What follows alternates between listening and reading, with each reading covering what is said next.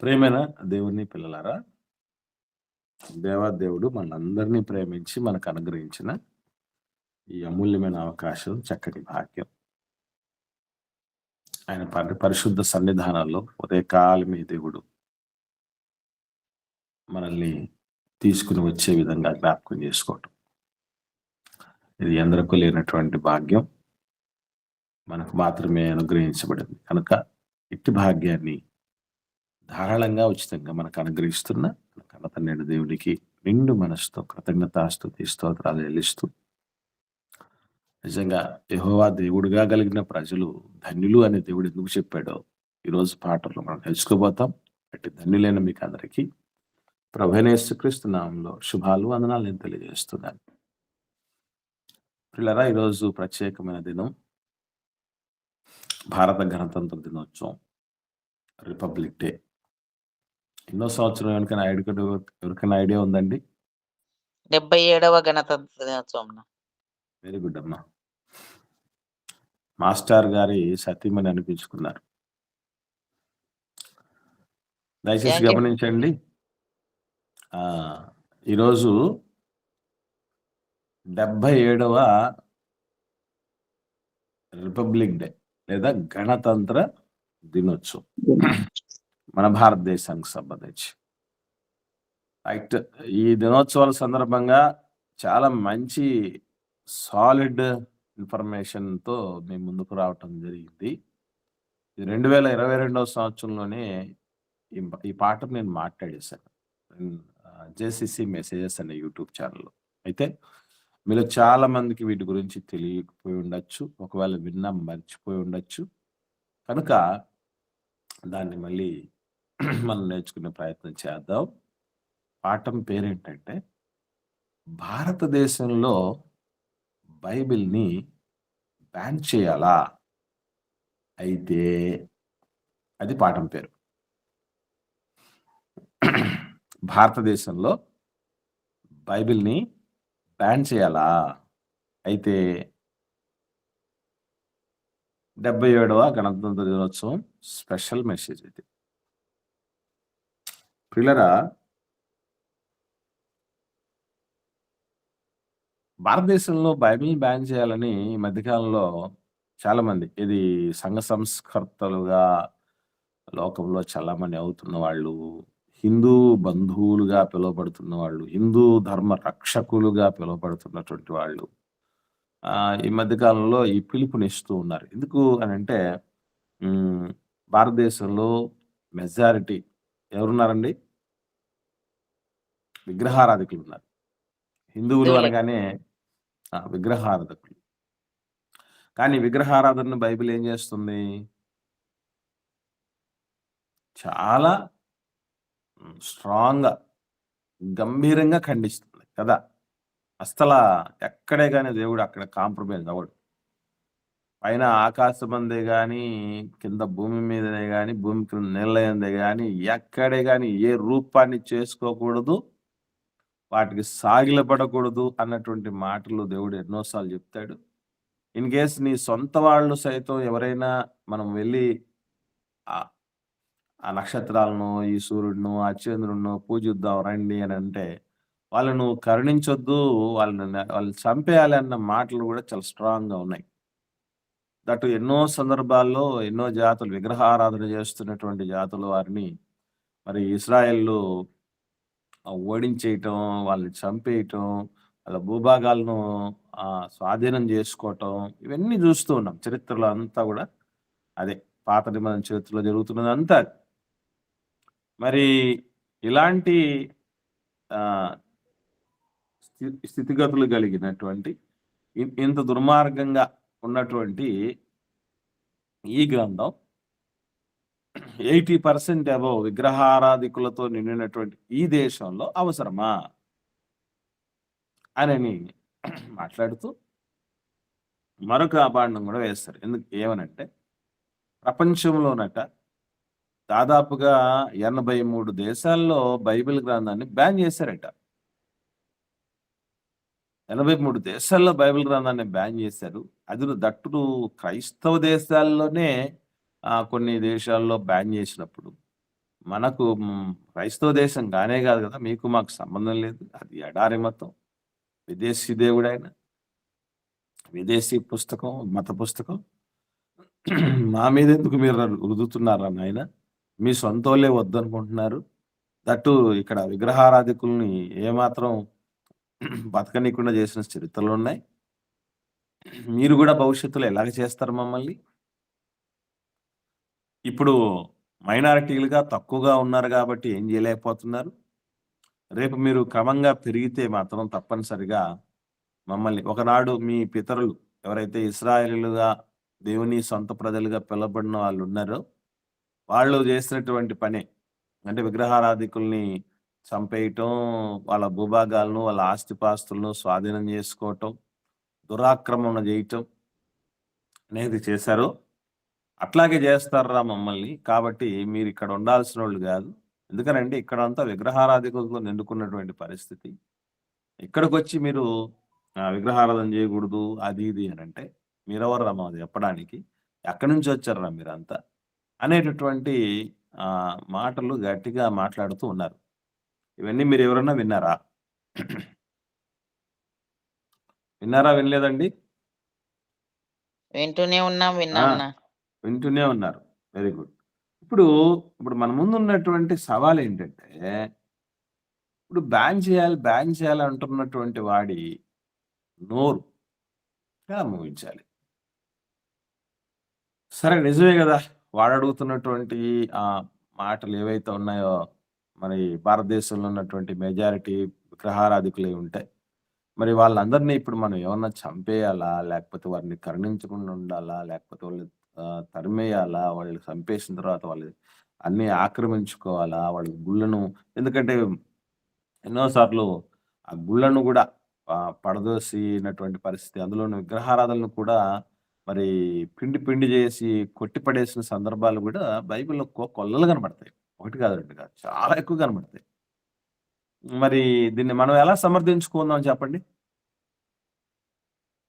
ఇప్పుడు నేనే ఒక విమర్శకుడిగా వాళ్ళ తరపున మాట్లాడుతున్నాననుకోండి. మీరు క్రైస్తవ ప్రతినిధులుగా ఉన్నారు. బైబిల్ ప్రతినిధులుగా ఉన్నారు. దైవ ప్రతినిధులుగా ఉన్నారు. మీరెలా దాన్ని ప్రొటెస్ట్ చేస్తారు? ఎలా దాన్ని తిప్పికొడతారంటారు చెప్పండి? ఆ ప్రశ్న అర్థమైంది గదండీ! Brothers, sisters.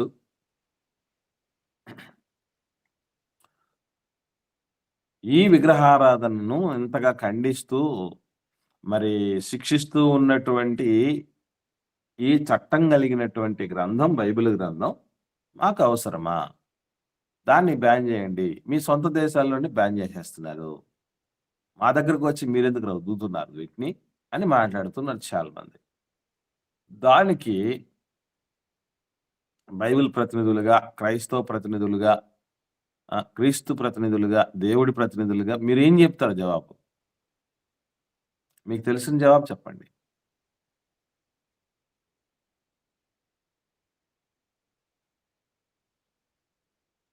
ఎవరికీ తెలీదండి దీనికి జవాబు ఏం చేయాలనేది? వందనాలనా. ఇప్పుడు వందనాలమ్మా చెప్పు. స్వాతంత్రం కలిగిన దేశం గదా! స్వాతంత్రం ఇచ్చాడు. స్వాతంత్రం కలిగిన దేశం గదా! ఎవరి ఎవరి పుస్తకాలను, ఎవరి దేవుళ్ళను వాళ్ళు కొలుసుకునే హక్కు మనందరికీ ఉంది గదా! కాబట్టి, మన బుక్‌ను, మన బైబిల్‌ను బ్యాన్ జేసే హక్కు వాళ్ళకి లేదన్నా. మరి మామూలుగా రాజ్యాంగం హ్మ్. ప్రకారం గూడా ఎవరి మతాలను వాళ్ళను గౌరవించాలని కూడా ఉంది గదన్నా. కాబట్టి ఓకే. వాళ్ళకి మనం సాత్వికంతోనైనా జవాబు జెప్పాలి. లేకపోతే తిరగబడైనా వాళ్ళకు అంటే, వాళ్ళకు చెప్పే విధంగానైనా చెప్పాలన్నా. కాబట్టి ఇందు నిమిత్తంగా మనం భయపడి వెనక్కి తగ్గాల్సిన అవసరము లేదున్నా. అవసరమైతే ప్రాణమైనా పెట్టాల్సిన పరిస్థితులలో మనం ఉంటున్నాంనా ఇప్పుడు ప్రస్తుత కాలంలో. ఓకే అమ్మా. ఇప్పుడు మన ప్రశ్నేంటంటే, బైబిల్‌లో ఇలాంటి స్టేట్‌మెంట్‌లు ఉన్నాయి. అది మా దేశానికి ఇక్కడ వర్తించవురా నాయన. మిగతా చోట ఎక్కడన్నా చూసుకోండి. ఎక్కడన్నా మీరు మెజారిటీ ఉన్నటువంటి చోట, మిగతా వాళ్ళు విగ్రహారాధికులు మైనారిటీ ఉన్న చోట మీ ప్రతాపం చూపించుకోండి. మా దగ్గరకొచ్చి ఇట్లాంటివన్నీ చేయటం ఎందుకు? ఇంత దారుణంగా, దరిద్రంగా దేవుడు రాయిచ్చాడు గదా! విగ్రహారాధనని. మమ్మల్ని ఎందుకురా మా మీద దాన్ని రుద్దుతారు, మమ్మల్ని చంపేస్తారు ఏంట్రా అని మాట్లాడుతున్నారమ్మా. దానికి జవాబు కావాలి మనకి. యేసు ప్రభుల వారు ఆసియా మధ్యలో జన్మించినాడనంటే వాళ్ళకనే కాదేం కన్నా అందరూ దీనికి స్వతంత్రులే అని తెలియజేస్తాను మరి. Okay, right. ఇంకా మిగతా వాళ్ళు ఎవరైనా మాట్లాడండి. దీనికి మనం ఏ రీతిగా జవాబు చెప్తే సరిపోతుంది అనేది. ఎవరికి ఇంకా అమ్మొక్కరు మాట్లాడారు, ఇంకెవరు మాట్లాడలేదంటే మీకు ఆన్సర్ తెలియక మాట్లాడటం లేదా, లేకపోతే వినట్లేదా?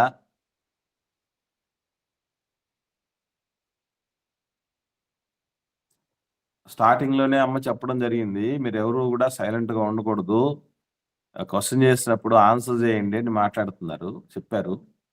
అయితే మరి మిగతా వాళ్ళు కూడా అలాగా ఉన్నారంటే మేమేమనుకోవాలో చెప్పండి. మీరు తెలియకపోతే కనీసం తెలియదండి అని చెప్పాలి.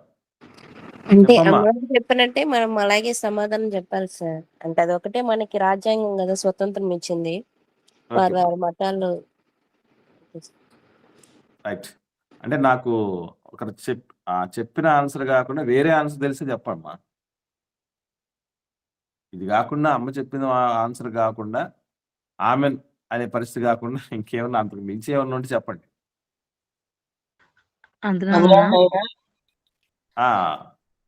వందనాలమ్మా, చెప్పండి అమ్మమ్మ గారు. మనం ఇంకేం చేయం, వాళ్ళ నిమిత్తం దేవునికి విజ్ఞాపన చేయటమే, వాళ్ళు వెరీ మార్చమని. గుడ్ అమ్మా, దానికే తిరుగులేదమ్మా, అదే చేయాల్సిందే. Very good. చెప్పునా సునీత.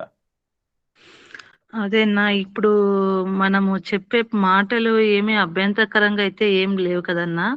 కాబట్టి ఇట్లా మనము ప్రచురించడంలో వాళ్ళు బ్రాండ్ చేయమని చెప్పడము అది కరెక్ట్ కాదని అనుకుంటున్నాను అన్న. వేరే ఇదిగా మనము అందరికి విరుద్ధమైన మాటలు కానీ, అవి ఎవరు పాటించలేంటివి కానీ అలాంటివి చెప్తా ఉన్నామంటే ఖచ్చితంగా వాళ్ళు చెప్పినట్టు బ్యాన్ చేయమని చెప్పొచ్చు. కానీ ఇది ఇలా మన దేశము లౌకికవాదం కలిగిన దేశం కనుక మనము అభ్యంతరం పడాల్సిన అవసరం లేదు. మనము నిరభ్యంతరంగా మనం ఎక్కడైనా ప్రచారం చేసుకోవచ్చు. మనము మన స్వతంత్రం కలిగి ఉంటున్నాము. మన దేవుణ్ణి మనము కొలుచుకోవచ్చు, ప్రార్థన చేసుకోవచ్చు, ఎక్కడైనా చర్చిలు కట్టుకోవచ్చు.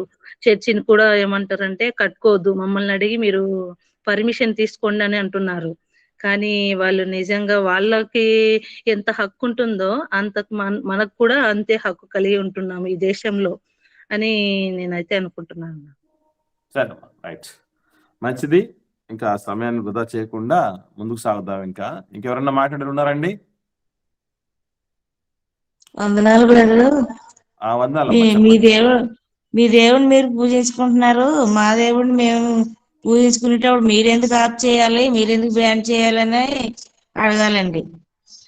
నాకు తెలిసిన ప్రశ్న అడిగి జవాబు చెప్పాను సార్. ఓకేనమ్మా, రైట్, వెరీ గుడ్. ఇక్కడ మనం గమనించాల్సిన విషయం ఏంటంటారండి, దేవుడు ఎందుకు అంతగా విగ్రహారాధనని గట్టిగా దాన్ని వ్యతిరేకించడం జరిగింది అనేది ఒక్కటి. ముందుగా సాధ్యమైనంత వరకు వాడికి ఎడ్యుకేట్ చేయలేకపోయినా మనం తెలియాలి. ఎందుకు వద్దన్నాడండి దేవుడు? అసలు విగ్రహారాధన ఎందుకు వద్దన్నాడు అనుకుంటున్నారు మీరు? అవి చెవులుండి పలకవు, నోరుండి మాట్లాడవు, ఇట్లా దేవుడే తెలియజేసినాడు కదా. దానివల్ల మనకి ఏమి లాభం లేదు. ఆయన చెందవలసిన మహిమ వేరే దానికి చెందితే ఆయనకి ఇష్టం ఉండదండి, అంతే. ఇంకా సృష్టింపబడిన దానిని పూజింపక సృష్టికర్తను పూజించాలని. గుడ్. ఒక చిన్న విషయం ఏంటంటే గమనించండి, చిన్న ఎగ్జాంపుల్ చెప్తాను మీకు అర్థం కావటానికి, సింపుల్గా అయిపోతుంది అది. ఇప్పుడు అవమ్మ గారు పెద్దలు ఉన్నారు కదా, ఆ కల్పనమ్మ గారు, మరి కొందరు మంది పెద్దలు ఉన్నారు కదా, వాళ్ళ విగ్రహాలను చేసి పిల్లలే, కొడుకులు కూతుర్లు, వాళ్ళ విగ్రహాలు సేమ్ వాళ్ళ అచ్చు గుద్దినట్టే వాళ్ళు ప్రిపేర్ చేశారు, విగ్రహాలను తయారు చేశారు. వాళ్ళ రూపంతో ఉన్న విగ్రహాలను తయారు చేశారు, కొడుకులు కూతుర్లే చేశారు. చేసి ఇక ఆ విగ్రహాలతోనే మాట్లాడుతున్నారు వాళ్ళు. ఆ విగ్రహాలకి దగ్గరే తీసుకెళ్ళి అమ్మ భోజనం చెయ్యి అని భోజనం పెడుతున్నారు. అమ్మ అని గౌరవిస్తూ దండ ఇస్తున్నారు, శాలువ కప్పుతున్నారు, బట్టలు దానికే ఇస్తున్నారు, దానికి ఆ విగ్రహానికి కట్టేస్తున్నారు, ఆ విగ్రహానికి స్నానం చేయిస్తున్నారు. ఇవన్నీ చేస్తున్నారండి. అమ్మ ఉంది, అమ్మ తిరుగుతోంది, వాళ్ళ మధ్య అన్ని చూస్తోంది, అన్ని చేస్తుంది. అయినా వాళ్ళకు విగ్రహం చేసుకుని అంతా వాళ్ళతో మాట్లాడటం, చేయటం, అన్ని చేయటం ఆ విగ్రహంతో చేస్తున్నారు. అప్పుడు ఆ తల్లుల రియాక్షన్ ఎలా ఉంటుందో చెప్పండి మీరు. బ్రతికున్న ఆవిడని మానేస్తూ బ్రతికి ఉన్న నాకు పెట్టకుండా ఉమ్. బ్రతికి ఉన్న నాకు పెట్టకుండా జీవంతో ఉన్న నాకు పెట్టకుండా ఒక రాయిలాగా చేసి దానికి పెడుతున్నావా, నీకేం లాభం వస్తుందిరా నాయనా అని అంటాను. వెరీ గుడ్ అమ్మా. Same to same. దేవుడు కూడా అంతే. దేవుడు ఎవరు అయినా ఆయన పేరేంటి? ఆత్మ. జీవుడు. జీవము కలిగిన దేవుడు. ఆయన ఎప్పుడు ఉంటాడు. ఇప్పుడు మనం పోయిన తర్వాత ఏదో లేము గనక విగ్రహం చేసుకుని ఏదో జ్ఞాపకం చేసుకుంటూ ఉండడము చేస్తే పర్లేదు అనుకున్నాం. మనమన్నా ఉంటాం పోతాం కదా. ఇంట్లో పెద్ద ఫోటో వేలాడదీయబడి దానికి దండ ఎందుకు వేస్తారు తెలుసు? చనిపోయిన వాళ్ళకి సంబంధించి. చెప్పండి, తెలుసా మీకు? ఎవరికైనా ఐడియా ఉందా? ఇంకా మా మధ్యలో లేరు, వాళ్ళని జ్ఞాపకం చేసుకోవాలి అని. అంతే అమ్మా. ఒక మాటలో చెప్పాలంటే అసలు ఆ ఫోటో కూడా లేకపోతే వాళ్ళని మర్చిపోతాం మనం పూర్తిగా. మర్చిపోతారు. వాళ్ళ పుట్టే పిల్లలకు తెలియజేయడానికి కూడా అవసరం అన్న. ఏదో ఇప్పుడు మా మామగారిది, మా అత్తగారిది పెద్ద ఫోటో పెట్టుకున్నామన్నా. అంటే మా పిల్లలకు చెప్పడానికి మాకు వాళ్ళు చిన్నప్పుడే వాళ్ళు చనిపోయారన్న. ఇప్పుడు పెద్ద అయినాక నవీన్ బాబుకు తప్ప మిగతా వాళ్ళకి గుర్తులేదు. మేము చెప్పడానికి మాకు ఆస్కారం ఉందన్న. అదేనమ్మా. సో అది మనం చనిపోయాం గనక ఆప్షన్ బాగుంది, మనం లేకుండా పోతాం గనక ఆప్షన్. మరి దేవుడు ఉన్నవాడు ఎప్పుడు ఉన్నవాడే కదా. ఎప్పుడు ఉన్నవాడే, సజీవుడిగా ఉన్నవాడు, పలికే దేవుడు, చూచుచున్న దేవుడు, స్పందించే దేవుడు, ఫలమిచ్చే దేవుడు.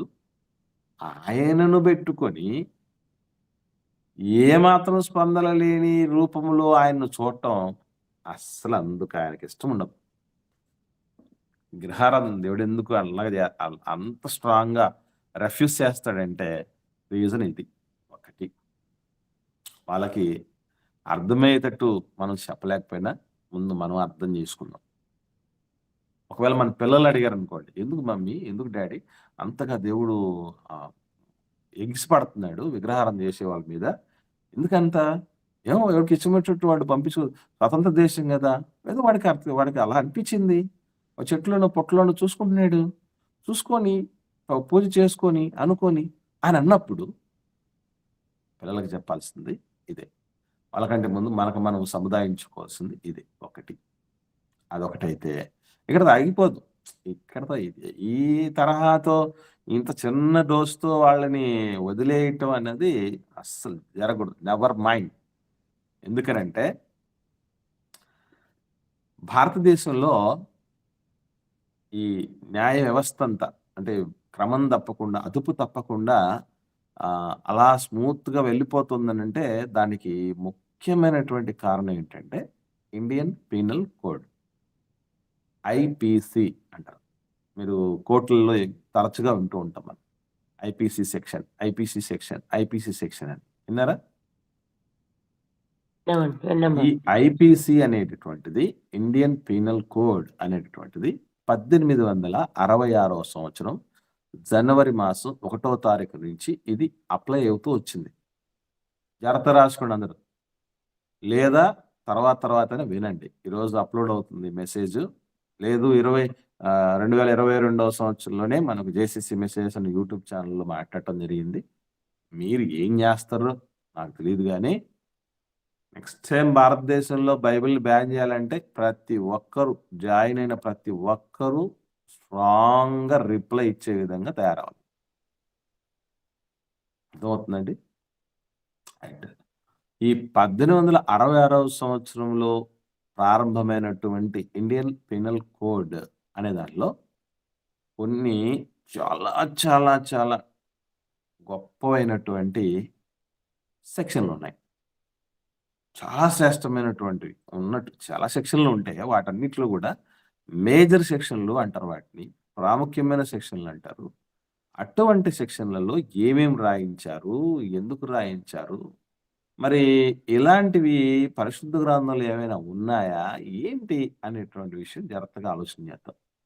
ఇండియన్ పీనల్ కోడ్ దానిలో దీంతో పాటు ఐపీసీతో పాటు మరికొన్ని పదాలు కూడా బైబిల్లో మనకు ఇండియన్ పీనల్ కోడ్లో ఉంటాయి. అది ఏమిటి అంటే సిఆర్పిసి. సిఆర్పిసి అంటే C capital letter, R small letter పెట్టాయి. మిగతా అంతా పీసీ సేమ్, క్యాపిటల్ లెటర్ ఉండాలి. సిఆర్పిసి అంటారు దాన్ని. నోట్ చేసుకోండి. సిఆర్పిసి అంటే క్రిమినల్ ప్రొసీజర్ కోడ్. క్రిమినల్లో నుంచి సిఆర్ తీసుకున్నారు, క్రిమినల్ ప్రొసీజర్ కోడ్ అని అంటారు దాన్ని. అలాగే సిపిసి అని ఉంటుంది. సిపిసి అని ఉంటుంది, అది సివిల్ ప్రొసీజర్ కోడ్ అంటారు దాన్ని. Civil procedure code. తర్వాత నెక్స్ట్ పదం వచ్చేసి ఐఈఏ. ఐఈఏ అంటే Indian evidence act. Indian evidence act అంటారు దాన్ని. చదువు వచ్చినటువంటి వాళ్ళకి బాగా అర్థం అవుద్ది, చదువు రాని వాళ్ళకి కూడా సాధ్యమైనంత వరకు అందించడానికి నేను ప్రయత్నం చేస్తాను. ఎవరన్నా ఉంటే అలాంటి ఏమండి, 4 మాటలు విన్నాం మనం. IPC Indian penal code, CrPC criminal procedure code, CPC civil procedure code, IEA Indian evidence act. వీటన్నింటిలో కూడాను కొన్ని ప్రధానమైనటువంటి సెక్షన్లు ఉన్నాయి. వాటిలో ఈజీగా గుర్తుపెట్టుకోవడానికి సంబంధించి ఐపీసీ సెక్షన్ 302, 303, 304 ఈ 3 సెక్షన్లు జాగ్రత్తగా ఆలోచన చేద్దాం. ఐపీసీ సెక్షన్ 302 అనేది బాగా విని ఉంటారు మీరు. దేనికి సంబంధించిన ఎవరికైనా ఐడియా ఉందండి? ఎవరికైనా ఐడియా ఉందా ఎందుకొరకు ఇదని? మతాలకు సంబంధించింది అనుకుంటున్నాను.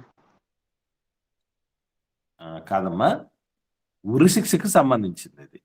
ఐపీసీ సెక్షన్ 302 ప్రకారం ముద్దాయికి ఉరిశిక్ష విధించడమైనది అని చెప్తూ ఉంటారు. విన్నారా? ఈ ఐపీసీ సెక్షన్ 302 అనేది ఉరిశిక్షకు సంబంధించినటువంటి చట్టం. అంటే ఈ భూమి మీద ఒక నిండు ప్రాణాన్ని తీసేయాలి అని చెప్పేటటువంటి సెక్షన్ ఇది. ఎందుకు తీసేయాలి, ఏ కారణాన్ని బట్టి తీసేయాలి అనేటువంటి సెక్షన్. అంత ప్రధానమైనటువంటి సెక్షన్. ఇందులో ఏం చెప్తారు అని అంటే, మరణదండనకు అర్హత కలిగినటువంటి ఒక వ్యక్తిని మరణింపజేయటానికి, చంపేయటానికి తగినటువంటి నేరము ఏం నేరాలు చేస్తే వాడిని చంపేయచ్చు. మీకు తెలిసి చెప్పండి, ఒక మనిషికి ఉరిశిక్ష అంటే మన దేశంలో ఒక మనిషిని చంపడానికి వాడేటువంటి విధానం ఉరిశిక్ష విధించడం. ఒక్కొక్క దేశంలో ఒక్కొక్క రకంగా ఉంటాయండి. కొన్ని దేశాల్లో పిస్టల్తో కాల్చి చంపేస్తారు, కొన్ని దేశాల్లో విషమిచ్చి చంపేస్తారు, కొన్ని దేశాల్లో సిలువేసి చంపేస్తారు, కొన్ని దేశాల్లో రాళ్లతో కొట్టి చంపేస్తారు. ఇవన్నీ శిక్షాస్మృతులు. మరణానికి సంబంధించినటువంటి ఈ శిక్షాస్మృతులు కొన్ని దేశాల్లో కొన్ని రకాలుగా ఉంటాయి. మన దేశంలో ఉరి శిక్ష ఉంది కదా, హ్యాంగింగ్ అనేది. సో అటువంటి శిక్ష ఎందుకు విధిస్తారు చెప్పండి, మీకు ఎవరైనా ఐడియా ఉందా? ఒక మనిషిని చంపాలి, అంతేనమ్మా, అంతే. ఒక్క మనిషిని చంపేస్తే చంపినటువంటి వ్యక్తి ఎవరైతే ఉన్నాడో వాడు దొరికినప్పుడు ఆధారాలు అన్నీ కూడా బలంగా అతని మీదే ఉన్నప్పుడు అతనే చేశాడని అతనికి మరణదండన విధించాలి. మరి ఇది బైబిల్ని భారతదేశంలో బ్యాన్ చేయాలి, చాలా దేశాల్లో బ్యాన్ చేసేసారు, మా దగ్గర ఎందుకు, మా మీద ఎందుకు రుదుతున్నారు అన్నటువంటి వాళ్ళు గుడ్లు అప్పగించి కళ్ళు అప్పగించి చూడాలి. ప్లస్ మన గ్రంథం ఎంత గొప్పదో, ఈ 1866 అంటే 19వ శతాబ్దంలో వస్తే Indian penal code universal penal code. Bible గ్రంథం యూనివర్సల్ పీనల్ కోడ్. అది క్రీస్తు పూర్వం 1500 సంవత్సరాలు, అంటే దాదాపుగా ఇప్పటికీ 4500 సంవత్సరాల క్రితమే ఏమని చెప్తుందో ద్వితీయోపదేశకాండం 19వ అధ్యాయం 11వ వచనం నుండి చూద్దాం. 11, 12, 13 వచనాలు జాగ్రత్తగా నోట్ చేసుకోండి అందరు. ఇవి ఎప్పుడు మర్చిపోకూడదు. ద్వితీయోపదేశకాండం 19వ అధ్యాయం 11, 12, 13 వచనాలు నేను చదువుతున్నాను చూడండి. ఒకడు తన పొరుగువాని యందు పగబట్టి వాని కొరకు పొంచి ఉండి వాని మీద పడి వాడు చచ్చున్నట్లు కొట్టి ఆ పురములలో ఒకదానిలోనికి పారిపోయిన ఎడల వానిని ఊరి పెద్దలు మనుషులను పంపి అక్కడ నుండి వాడిని రప్పించి వానిని చంపుటకై హత్య విషయంలో ప్రతిహత్య చేయు వాని చేతికి వానిని అప్పగించాలి. వాణ్ణి కటాక్షింపకూడదు. నీకు మేలు కలుగునట్లు ఇశ్రాయేళ్ల మధ్య నుండి నిర్దోషి ప్రాణ విషయమైన దోషమును పరిహరింపాలి. నిర్దోషిని చంపేశాడు. ఇప్పుడు ఏ పాపం చేయలేదు, ఏ పాపం చేయకపోయినా వాడిని చంపేశాడు. నిర్దోషి ప్రాణం విషయంలో అందుకే 1000 మంది నేరగాళ్ళకైనా శిక్ష పడవచ్చు, కానీ ఒక్క నిర్దోషికి శిక్ష పడకూడదనని ఈరోజు చెప్తున్నారు కదా. ఈ మాటలన్నీ దేవుడు ఎప్పుడో చెప్పాడు. నిర్దోషిని చంపిన వాడిని వదిలిపెట్టకూడదు, నిర్దోషిని చంపకూడదు అనేటువంటి విషయం దేవుడు మాట్లాడుతూ చెప్పినటువంటి మాట ఏంటంటే, ఎవడైతే ఒక మనిషి నిండు ప్రాణాన్ని తీసేస్తాడో వాడిని కరుణించకూడదు, కటాక్షించకూడదు, వాడిని అవశ్యంగా చంపేయండి అని ఈరోజు చెప్పాడు దేవుడు. అంటే ఒకవేళ భారతదేశంలో బైబిల్ని బ్యాన్ చేయాలంటే ఈ బైబిల్లో ఈ సెక్షన్లు ఉన్నాయి. దీనికంటే దీని తర్వాత కొన్ని వేల సంవత్సరాలకి ఎక్కడికి వచ్చింది? ఇండియన్ పీనల్ కోడ్లో వచ్చింది. కాబట్టి ముందుగా ఏం చేయాలంటే, అందుకే అన్నాడు భారతదేశంలో బైబిల్ బ్యాన్ చేయాలా అయితే అన్న మాటలో ఇప్పుడు ఏం యాడ్ చేసుకోవాలి చెప్పండి? ఏం బ్యాన్ చేయాలి? భారత శిక్షా స్మృతి అంటారు. ఇండియన్ పీనల్ కోడ్ అంటే ఏదనుకుంటున్నారు? భారత శిక్షా స్మృతి అని అర్థం. శిక్షా స్మృతిలో 302 సెక్షన్ తీసేయాలి. ఎందుకనంటే సేమ్ టు సేమ్ అలాంటిదే బైబిల్లో చాలా కాలం క్రితం దేవుడు చెప్పాడు. ఏమండి, మీరు వాళ్ళు కాపీ కొట్టారని చెప్పాల్సిన పని లేదు. ఏనాడో దేవుడు చెప్పేశాడని అర్థం. రన్నింగ్ రేస్లో 1000 సంవత్సరాలకు ముందు వచ్చి నిలబడిపోయింది బైబిల్ గ్రంథం. ఎప్పుడో చెప్పిన దాన్ని దేవుడు ఇప్పుడు తీసుకుని వచ్చి ఇండియన్ పీనల్ కోడ్లో పెట్టుకొని మనం శిక్షాస్మృతిని మనం అమలుపరుస్తున్నామంటే ఏమని అర్థం చేసుకోవాలి చెప్పండి? కాబట్టి ఎన్నో ప్రపంచ దేశాల్లో ఉన్న రాజ్యాంగాలకు స్ఫూర్తివంతమైనటువంటి స్కెలిటన్ సిస్టమ్ ఇచ్చింది పరిశుద్ధ గ్రంథం. చిన్నదనుకుంటున్నారు ఏంటి? ప్రపంచంలో పేరైన అమెరికా రాజ్యాంగం నుంచి కొన్ని, ఆస్ట్రేలియా రాజ్యాంగం నుంచి కొన్ని, బ్రిటన్ రాజ్యాంగం నుంచి, ఈ బ్రిటన్లు అమెరికాలు ఇక్కడ అంతా ఏ గ్రంథం చలామణిలో ఉంది చెప్పండి? బైబిల్ గ్రంథం ఉంది చలామణిలో. బైబిల్ అధికారిక గ్రంథంగా ఉంది. అక్కడి నుంచి తీసుకున్నాం అంటే అర్థం ఏంటి? బైబిల్ నుంచి తీసుకున్నట్టే.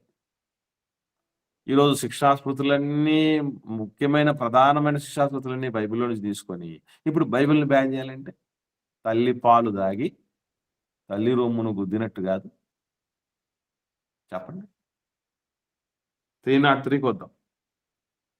నిర్గమకాండం 22వ అధ్యాయం ఐపీసీ సెక్షన్ 302 అయిపోయింది. ఇప్పుడు 303కి వద్దాం. అది నిర్గమకాండం 22వ అధ్యాయం ప్రారంభ 2 వచనాల్లో ఉన్నటువంటి చాలా ప్రాముఖ్యమైన విషయాలు. ఇదేం చెప్తుందని అంటే, ఒక మనిషిని నువ్వు చంపినా నీకు శిక్ష లేదు. ఎప్పుడు ఎలాంటి కండిషన్లలో అది అప్లై అవుతుందని మళ్ళీ ఒక మనిషిని ఇప్పుడు ఈ 302 ఏం చెప్తుంది? ఒక మనిషిని చంపినటువంటి వ్యక్తిని కూడా చంపేయాలి అని చెప్తుంది. కానీ 303 ఏం చెప్తుందంటే, ఒక మనిషిని నువ్వు చంపినా నీ మీద శిక్ష రాదు. అది ఎప్పుడు, ఏ కండిషన్లో అని చెప్తాను 3. ఐపీసీ సెక్షన్ 303 అదే చెప్తుంది. ఒకసారి చూద్దాం. నిర్గమకాండం 22వ అధ్యాయము ప్రారంభం నుంచి. ఒకడు ఎద్దునైనను గొర్రెనైనను దొంగిలించి దాన్ని అమ్మినను చంపినను ఆ ఎద్దుకు ప్రతిగా 5 ఎద్దులను ఆ గొర్రెకు ప్రతిగా 4 గొర్రెలను ఇవ్వవలెను. ఈ మాట చూసినప్పుడు మనకు ఒక విషయం గుర్తు రావాలి. జక్కయ్య, లూకాసు వార్త 19వ అధ్యాయంలో ఉన్నటువంటి జక్కయ్య ఎవరికైనా నేను అచ్చి ఉంటే నేను 4 ఇంతలు ఇస్తానన్నాడే. దేన్ని బట్టి అనుకుంటున్నారు? ఇదిగో ఒక గొర్రెకి ప్రతిగా 4 గొర్రెలను ఇవ్వాలి, వాడు చంపేసిన దొంగిలించిన అని. అంటే అన్యాయంగా వాడి దగ్గర నుంచి తీసుకున్నానంటే నేను 4 ఇంతలు ఇస్తానంటే ఇదిగో దీన్ని బట్టే అతను చెప్పాడు. చట్టాన్ని ఫాలో అవుతున్నాడు ఆయన. రైట్, ఓకే, మనం చూద్దాం. 2వ వచనంలో, దొంగ కన్నము వేయిచుండగా వాడు దొరికి చచ్చున్నట్లు కొట్టబడిన ఎడల అందువలన రక్తాపరాధము ఉండదు. ఒక ఇంట్లోకి దొంగతనానికి వచ్చాడు, వాడిని పట్టుకున్నారు, కట్టేశారు, కొట్టారు. కొట్టడం వల్ల వాడు చచ్చిపోయాడు. దానివల్ల వాళ్ళకు రక్తాపరాధం ఉండదట. సేమ్ ఐపీసీ సెక్షన్ 303 అదే చెప్తుంది. తెలుసా మీకు? ఇప్పుడు ఒక మనిషి ఒక అమ్మాయిని పాడు చేయటానికి అమ్మాయి మీదకి వచ్చాడు. ఆ అమ్మాయి వాడి నుంచి తప్పించుకునే క్రమంలో ఏదైనా పదునైన ఆయుధాన్ని తీసుకుని వచ్చి వాడి మీద దాడి చేయగా వాడు చచ్చిపోయాడు అనుకోండి, అమ్మాయికి శిక్ష ఉంటుందా ఉండదా? మీకు ఏమైనా ఐడియా ఉందా? ఉండదున్నా. ఉండదు. పొరపాటు ఎందుకంటే ఐపీసీ సెక్షన్ 303 చెప్పింది అది.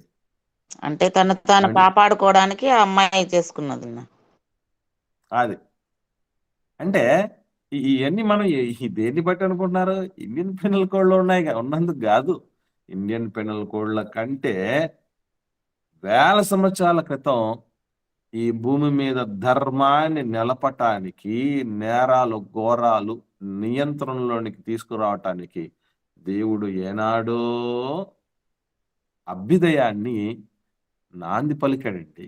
పరిశుద్ధ గ్రంథం అంటే ఏందనుకుంటున్నారు? ఇది నిజమైన యూనివర్సల్ శిక్షాస్మృతి.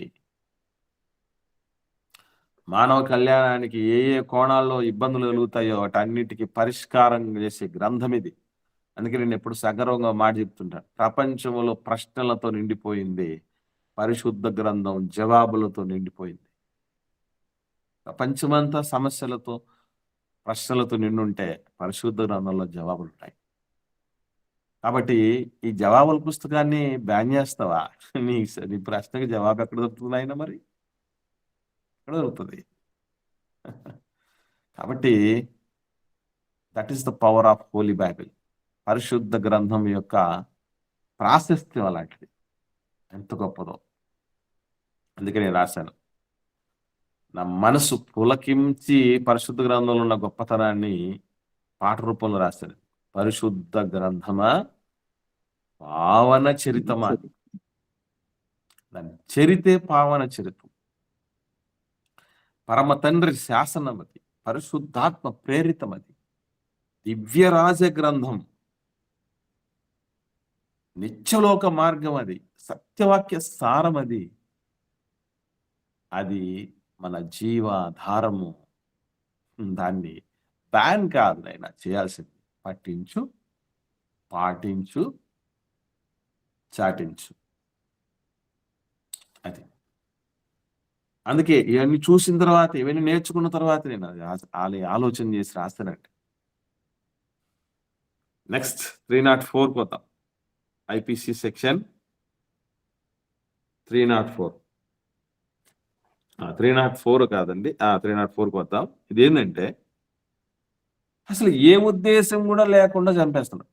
అంటే ఒక మాట ఏంటంటే, ఈ దొంగ దొరికియడం వల్ల చంపే పరిస్థితి వేరు. ఇలాంటిదే ఒక అమ్మాయి తన మీదకి వచ్చినటువంటి ఆ వ్యక్తిని నుంచి కాపాడుకునే క్రమంలో చేసిన నేరం వేరు. ఇవన్నీ చిన్న చిన్న స్లైట్ డిఫరెన్సెస్తో హత్య నేరానికి సంబంధించేటివి. 302 చూసాం, 303 చూసాం, 304 ఎలాంటిదంటే అసలు వాళ్ళకి ఏ ఉద్దేశం ఉండదు. వాళ్ళ మీదకి వీళ్ళు వచ్చి ఉండరు, వీళ్ళ మీదకి వాళ్ళు వచ్చి ఉండరు, చంపేయటానికి, కొట్టుకోవటానికి, తిట్టుకోవడానికి.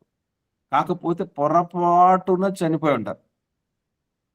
దానికి దేవుడు ఉదాహరణలు కూడా చెప్పాడు. ఒకసారి చూద్దాం. ద్వితీయోపదేశకాండం 19వ అధ్యాయం ఐపీసీ సెక్షన్ 304 చూద్దాం. ద్వితీయోపదేశకాండం 19వ అధ్యాయము ప్రారంభ 6 వచనాలు నేను చదువుతున్నాను, చూడండి, అందరూ నోట్ చేసుకోండి. ద్వితీయోపదేశకాండం 19వ అధ్యాయం ప్రారంభ 6 వచనాలు.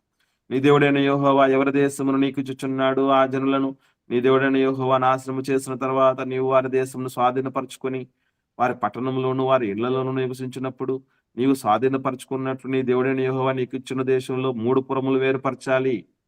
ప్రతి నరహంతకుడు పారిపోవునట్లుగా నీవు త్రోవను ఏర్పరచుకొని నీవు స్వాధీనపరచుకున్నట్టు నీ దేవుడైన యెహోవా నీకు ఇచ్చుచున్న దేశం యొక్క సరిహద్దులలో ఉన్న పురములను 3 భాగములు చేయవలను. ఇదేంటిది? నరహంతుడు పారిపోవడం అంటాడేంటి దేవుడు? నరహంతుడు పారిపోవాలా? అట్లా ఉంటుంది మీ బైబిల్. తీసుకెళ్ళి మీరే చేతులతో కాల్ చేయండి రా బాబు అని అంటారు. ఎవడు? హాఫ్ నాలెడ్జ్ ఉన్నాడు. Half knowledge is always dangerous అంటారు. ఎందుకంటే నరహంతకుడు పారిపోవునట్లు అని 3వ వచనంలో అంటే ఎవడా నరహంతకుడు? ఎవడిని పారిపోయేటట్టు చెప్పమన్నాడు? ఎందుకు ఆశ్రయపురాలను ఏర్పాటు? మీకు విషయం తెలుసో తెలీదు, ఈరోజు పోలీస్ స్టేషన్లకు అన్నిటికీ నాంది ఏమిటంటే ఆశ్రయపురాలు. అంతేనండి. ఆ రోజు దేవుడు ఆశ్రయపురాలు అనేటువంటి ఏర్పాటు చేసే చూసారా, ఆ నమూనానే ఈరోజు పోలీస్ స్టేషన్లకు ఉన్నది. స్టేషన్ అంటున్నారు. ఏదైనా ప్రొటెక్షన్. బస్సు యాక్సిడెంట్ గానీ ఎవరైనా చనిపోయినా కూడా వెంటనే పోలీస్ స్టేషన్ మీద సరెండర్ అవుతారు కదనా. అవునమ్మా. మనం బైబిల్ ఎందుకనంటే మిగతా వాళ్ళ తాకిడి నుంచి ఒక మనిషి ప్రాణాన్ని కాపాడి తప్పించుకోవాలని. న్యాయబద్ధంగా చట్టబద్ధంగా కోర్టులో న్యాయమూర్తి ముందు హాజరుపరిచేంత వరకు వాడిని కాపాడింది ఆశ్రయపురం పేరు పోయి ఏమొచ్చిందంటే పోలీస్ స్టేషన్ వచ్చింది. ఇది చూద్దాం ఇంకా. పారిపోయి బ్రతకగల నరహంతకుని గూర్చిన పద్ధతి ఏదనగా అంటే ప్రతి నరహంతకుడు పారిపోవాలని 3వ వచనంలో చెప్పినప్పుడు ఎవడు పడితే వాడు, అంటే ఉద్దేశపూర్వకంగా చంపినోడు కావచ్చు, ఎవడైనా పడితే పగబట్టి చంపినోడు కావచ్చు, ప్రతి ఒక్కడు పారిపోవాలని దేవుడు చెప్పలేదు సుమా. సంగతి అంతా వినాలి.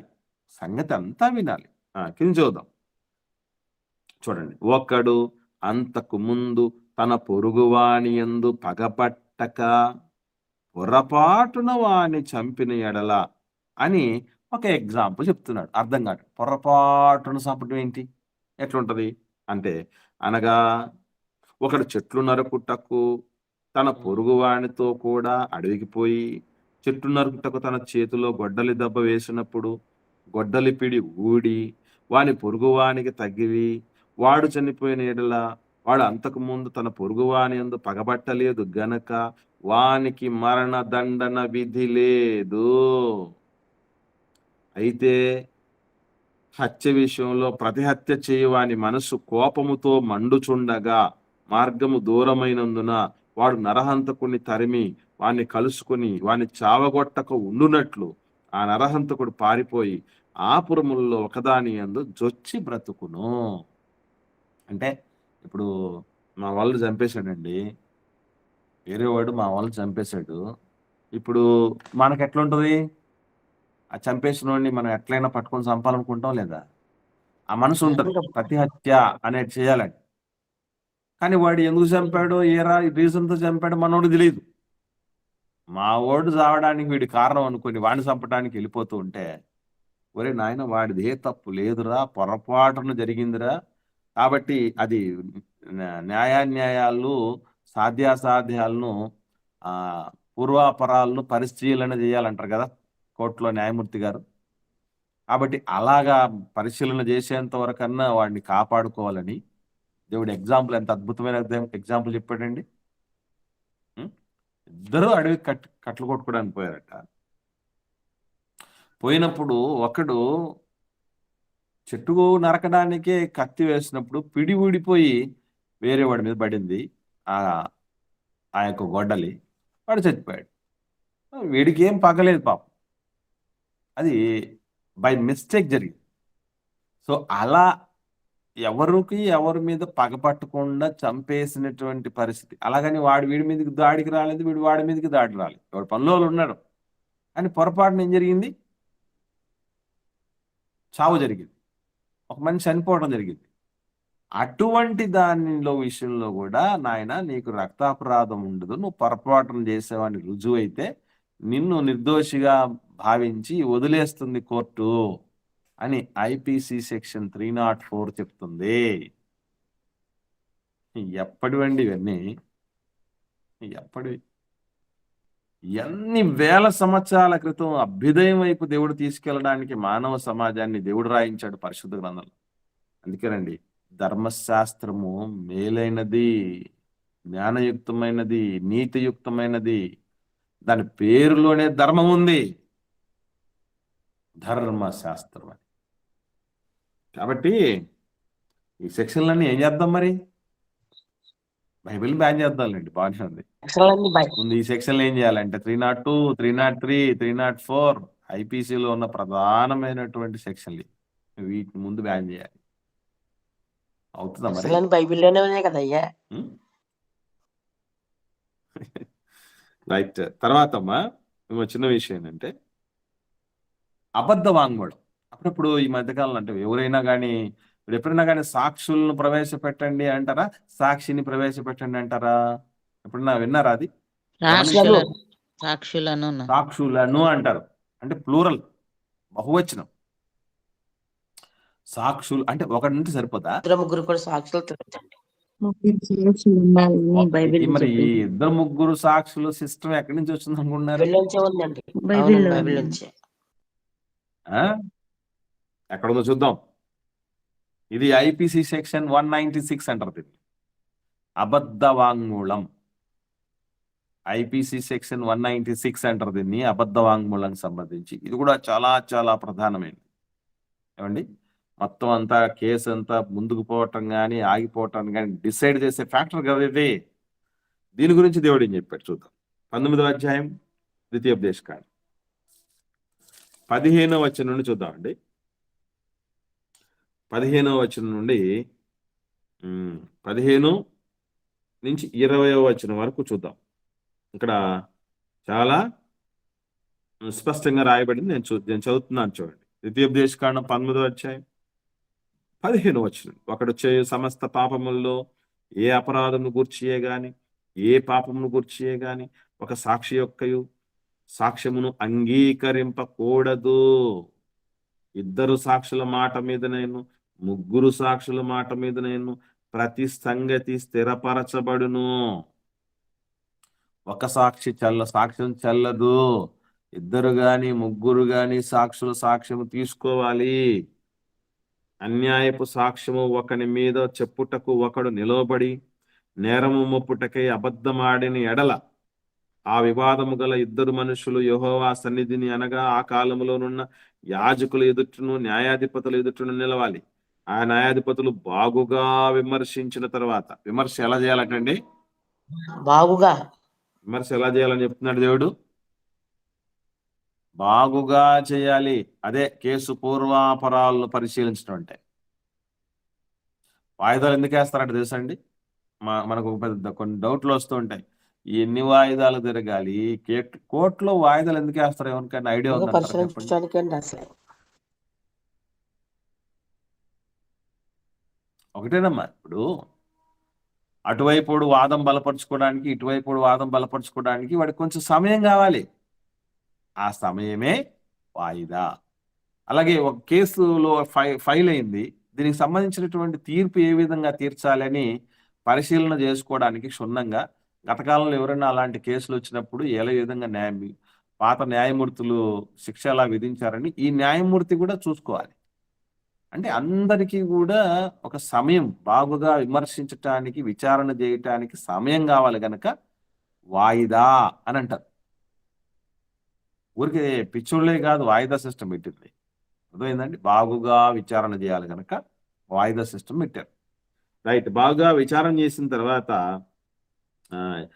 వాని సాక్ష్యం అబద్ధ సాక్ష్యమై తన సహోదరుని మీద వాడు అబద్ధ సాక్ష్యము చెప్పిన సంగతి వెల్లడి అనేలా వాడు తన సహోదరునికి తలంచినట్లే వానికి చెయ్యాలి.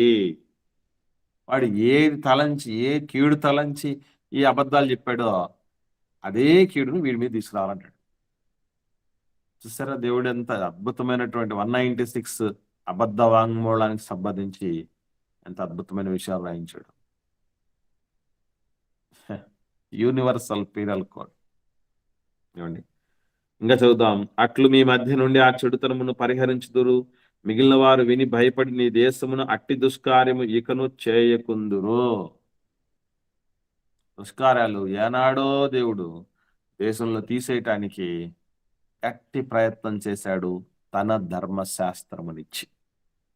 అంటే ఇవి ఐపీసీ సెక్షన్లలో ఉన్నటువంటి ప్రధానమైన కోర్సు.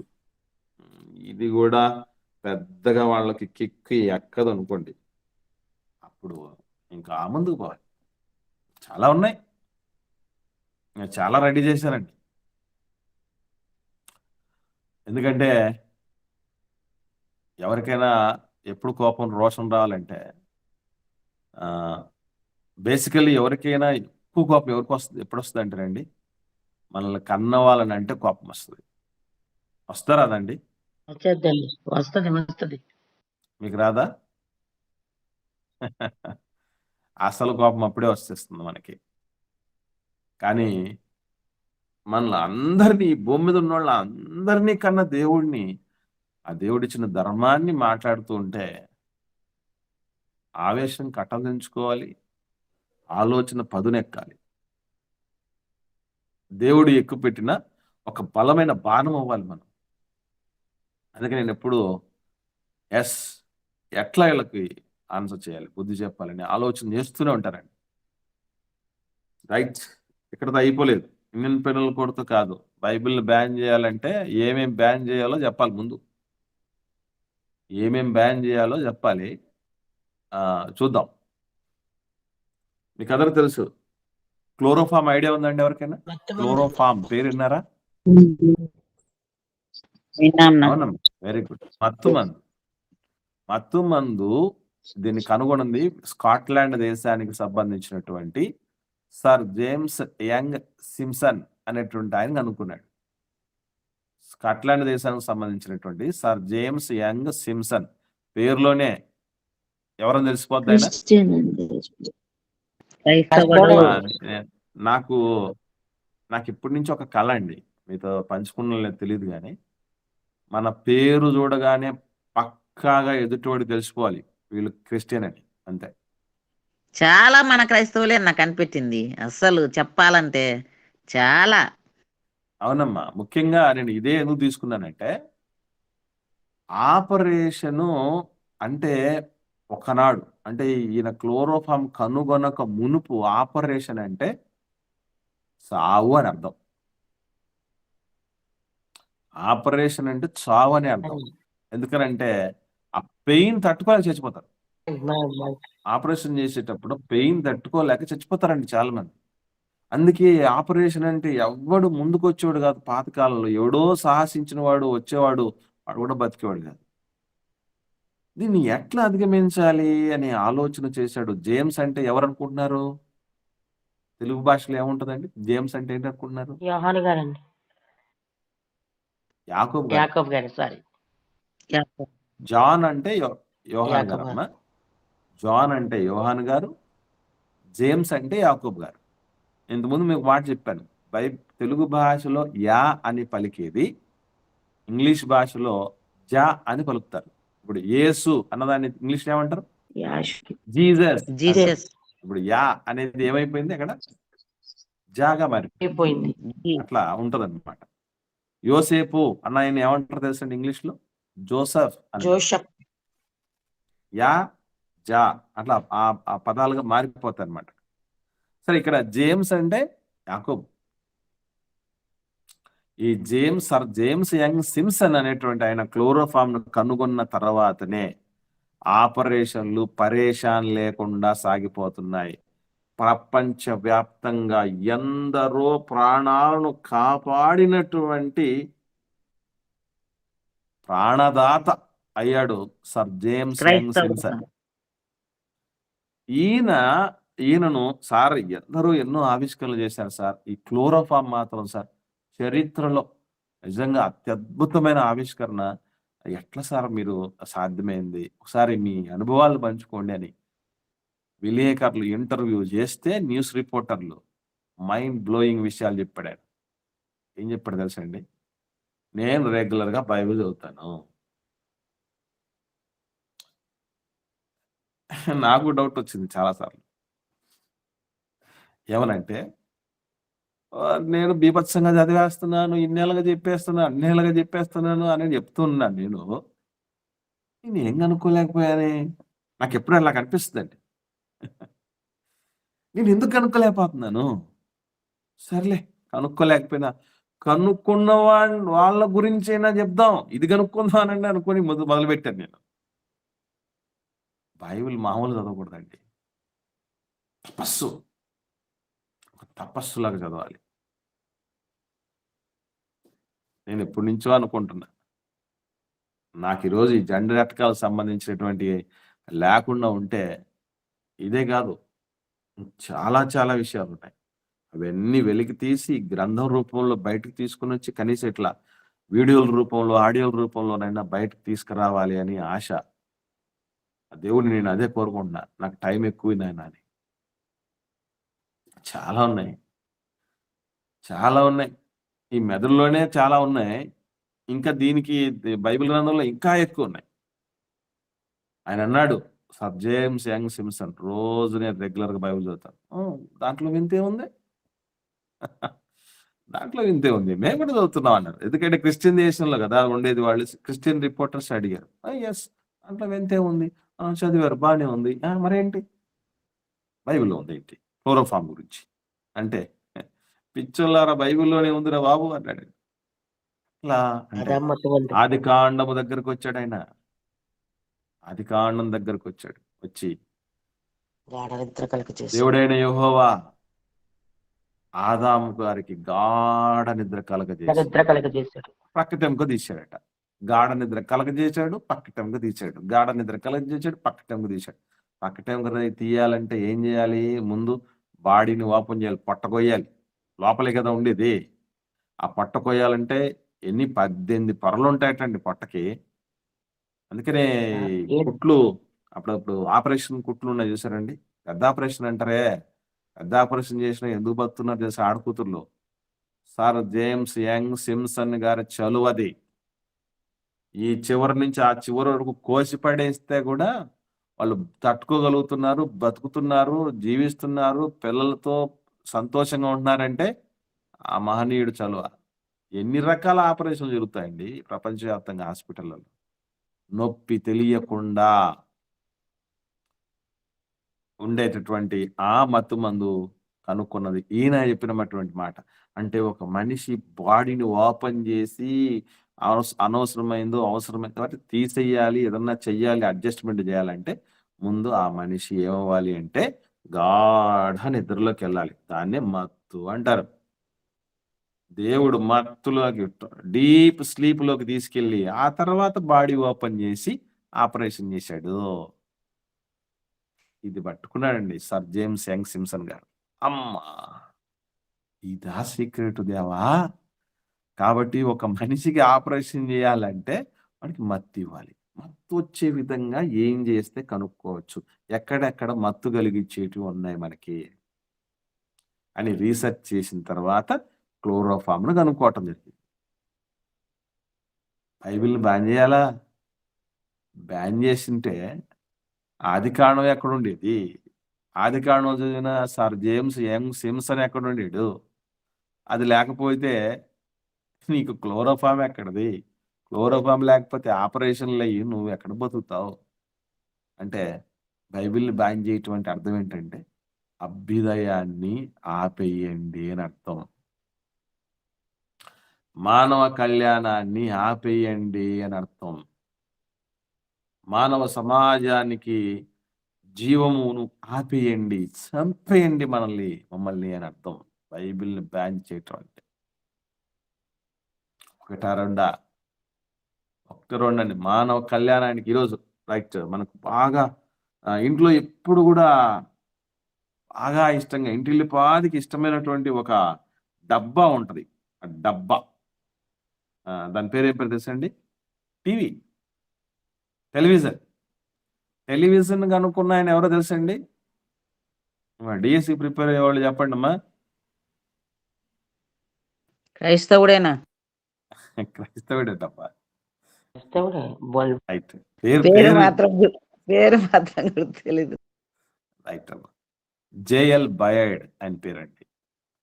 1913వ సంవత్సరంలో టెలివిజన్ కనుక్కున్నాడు. JL Baird. జేఎల్ అంటే ఏంటనుకుంటున్నారు? John లోగి Baird. అక్కడ కూడా జాన్ అంటే యోహాను. జాన్ లోగి బయర్డ్ ఆయన కనుక్కున్నాడు. ఈయన ఎట్లా కనుక్కున్నాడు అనుకుంటున్నారు? ఈయన కూడా బైబిల్ చదివే ఆయనే. ఈ బైబిల్ చదివే వాళ్ళు చూసినప్పుడల్లా, ఇట్లాంటి వాళ్ళు చూసినప్పుడల్లా నాకు పెద్ద సవాల్ అనిపిస్తుంది.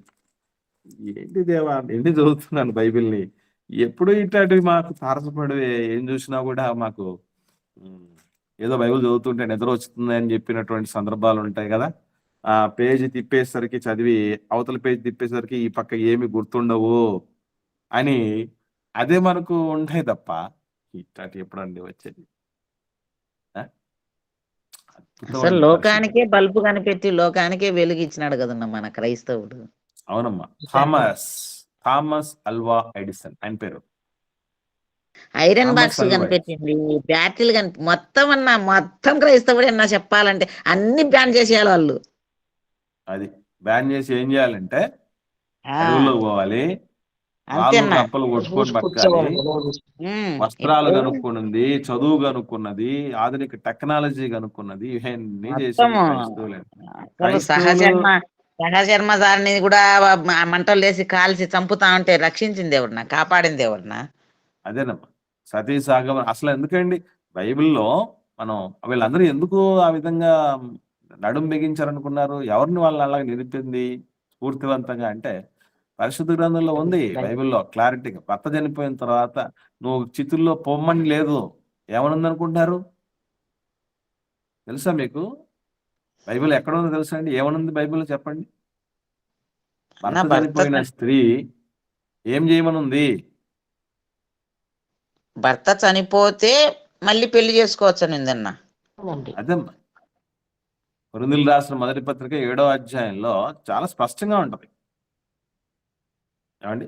భర్త బ్రతికున్నంత వరకు భద్రాలే ఉండాలి. భర్త చనిపోతే ఆమె స్వతంత్రాలు అయిపోతుంది.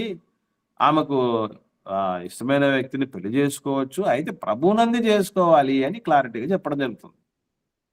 అలా ఉండిపోతే అలాగే ఉండిపోవచ్చు అని కూడా చెప్పినాడు కదన్నా. అవునమ్మా, అది ఓకే. ఇక్కడ బతికితే నువ్వు లేదా నీకంటే నువ్వు ఒంటరిగా బతికినన్న బతుకు, లేదా ఇంకొకరిని చేసుకో అన్నాడు తప్ప మీ ఆయనతో పాటు దూకి చచ్చిపో అని చెప్పలేదు. అది మాత్రం చెప్పలా. ఏమండి? విలువ, మానవునికి విలువనిచ్చినటువంటి, మానవుడిగా గుర్తించి విలువనిచ్చిన గ్రంథం అండి పరిశుద్ధ గ్రంథం. మానవ విలువల్ని మంట గలపమని చెప్పినట్టు బైబిల్ వద్దంటే సరే. జైల్ బయర్డ్ గారు బైబిల్ చదివినటువంటి సందర్భంలో ఆయనకు దొరికింది ఏంటో తెలుసా అండి? ఆని ముత్యం. 11వ అధ్యాయం ప్రకటన గ్రంథం 11వ అధ్యాయము 9వ వచనం చూడండి. 9వ వచనం చిత్రం అండి. అసలు ఇట్లాంటి మాటలు మనం ఎన్నిసార్లు చదవలేదండి బాబు.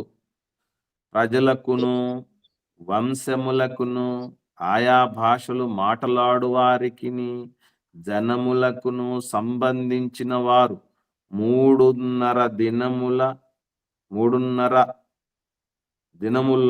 దినములున్నర వారి శవములను చూచుచు వారి శవములను సమాధిలో పెట్టనీయరు.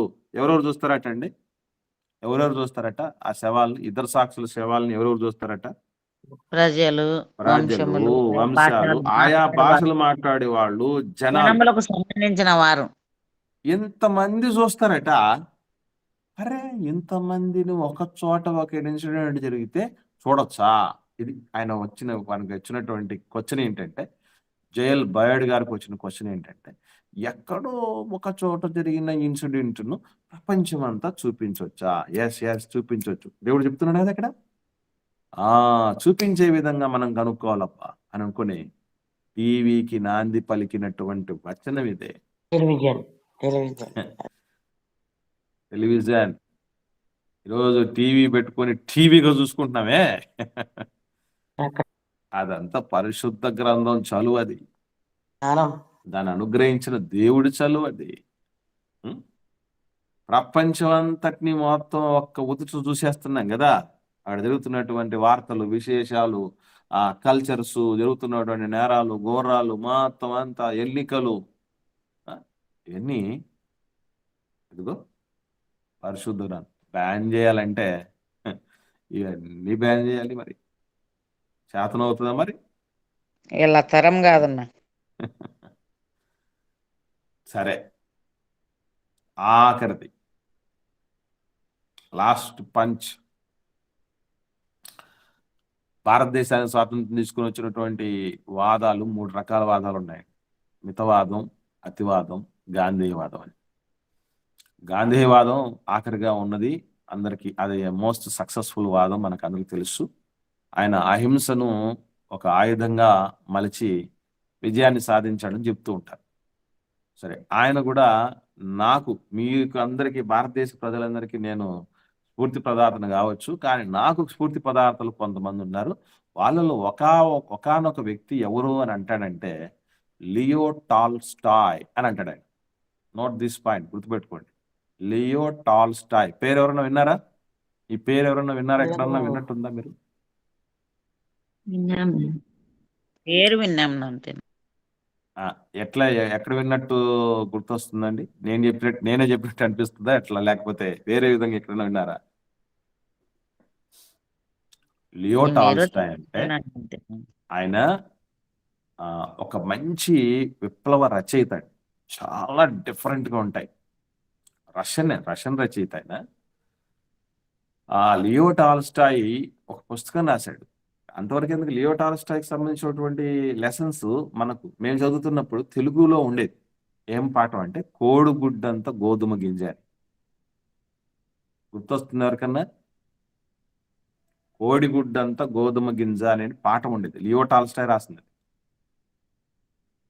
మహీధర జగన్మోహన్ రావు అని ఆయన ట్రాన్స్లేట్ చేశాడు తెలుగులోకి. ఈయన ఒకటే కాదు, క్రీస్తు చరిత్రము అనేటువంటి యేసు ప్రభు అంటే బైబిల్ గ్రంథంలో ఉన్న ఇన్సిడెంట్లనే స్టోరీలుగా రాసి అందరికీ విస్తృతంగా పంపిస్తూ ఉంటాడండి. ఆయన మంచి పరిశుద్ధ గ్రంథానికి సంబంధించి ప్రతి ఇన్సిడెంట్ని ఇన్స్పైర్ అయిపోయి తనదైన శైలిలో దాన్ని ప్రొజెక్ట్ చేసడంలో సిద్ధహస్తుడు లియో టాల్స్టాయ్. ఆయన ఒక పుస్తకం రాశాడు. ఆ పుస్తకం పేరు ఏం పేరంటే వార్ అండ్ పీస్. గ్రంథాలు, రచయితలు అన్నటువంటి దాంట్లో అది వస్తుంది, వార్ అండ్ పీస్. గుర్తొచ్చిందమ్మా ఎగ్జామ్ చదువుతున్నటువంటి పిల్లలు? వార్ అండ్ పీస్ అనేటువంటి పుస్తకం రాసింది లియో టాల్స్టాయ్ గారు. ఆయన దాంట్లో శాంతితో కూడా యుద్ధాన్ని జయించవచ్చు అన్నటువంటి విషయాన్ని గట్టిగా రాస్తే, అట్లాంటి పుస్తకాలని గాంధీ తాత చదివి నేను ఇక్కడి నుంచే స్ఫూర్తి పొందాను అని చెప్పాడు. అంటే గాంధీ తాత సి అనుకుంటే ఆ సికి మూలం బి. బి ఎవరంటే లియో టాల్స్టాయ్. ఆ బికి మూలం ఎవరు? ఏ అంటే బైబిల్ గ్రంథం. శాంతితో జయించినటువంటి సందర్భాలు బైబిల్ గ్రంథంలో పాత నిబంధన మొదలుకొని క్రొత్త నిబంధన వరకు, యేసు ప్రభుల వారి వరకు కోకొల్లలు కనబడతాయి జయ జీవితాలు. దానిని బేస్ చేసుకుని రాసింది లియో టాల్స్టాయ్ గారు వార్ అండ్ పీస్. ఆ వార్ అండ్ పీస్ చదివి భారతదేశానికి స్వాతంత్రం తీసుకురావడంలో కీలక పాత్ర వహించింది గాంధీ తాత. మరి మాకు స్వాతంత్ర్యాన్ని పొందటానికి ఒక స్ఫూర్తే లేకుండా పోవాలని అర్థం బైబిల్ బ్రాండ్ చేయడం అంటే.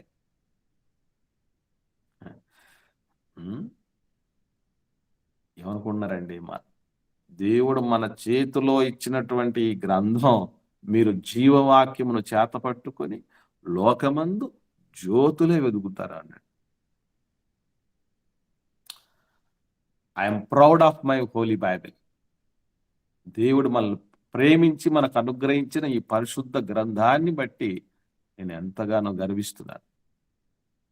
నా దేశానికి, నా దేశ అభ్యుదయానికి, నా దేశంలో మానవుడుగా బతకటానికి, నీతి న్యాయాలు జరగటానికి బాటలు వేసిన గ్రంథం ఇది.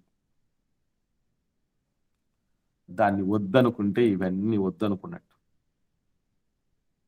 దీంట్లో బీపీ టాబ్లెట్లు ఉన్నాయి, తెలుసండి? దీనిలో అసూయ వద్దనేటువంటి మంచి టాబ్లెట్ ఉన్నాయి. హార్ట్ అటాక్లు పోనిచ్చి వద్దు లేకుండా దూరం చేసేటటువంటి టాబ్లెట్, దీర్ఘాయువు సంబంధించిన టాబ్లెట్స్ ఉన్నాయి. దేవుడి ప్రతి మాట ఒక టాబ్లెట్ లాంటిది. No side effect, only straight effect. That is Bible, పరిశుద్ధ గ్రంథం అంతే అదండి. కాబట్టి చేసేయమని చెప్పండి. భారతదేశంలో బైబిల్ బ్యాన్ చేసిండ్రా బాబు, బ్యాన్ చేసి కర్మకాండయ్య. బాగుపడానని చెప్పండి. కాబట్టి పిల్లరా, ఇది దేవుడి మాట అంటండి. ఆకాశములో నిత్యము నిలకడగా ఉందట, దాన్ని ఎవడండి టచ్ చేయగలరు?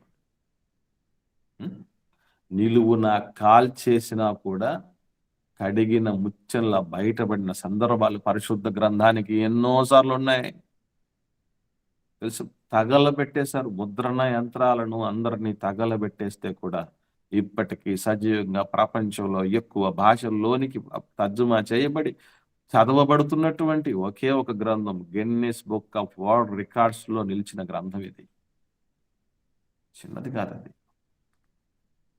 ఓకే అండి, అందరికి చేరువ చేయండి. ఈరోజు మెసేజ్ని ఎంతమందికి వీలైతే అంతమందికి చేరువ చేయండి. ఒక్కరికైనా మనోనేతాలు వెలిగించబడతాయేమో. నా గ్రంథం ఏముందిలే అని అనుకున్న వాడికి నా రోషం పుట్టేటట్టు వస్తుందేమో.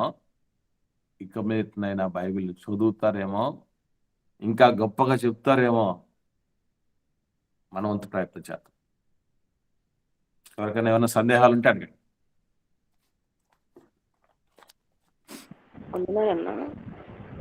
అనువాద చెప్పమ్మా.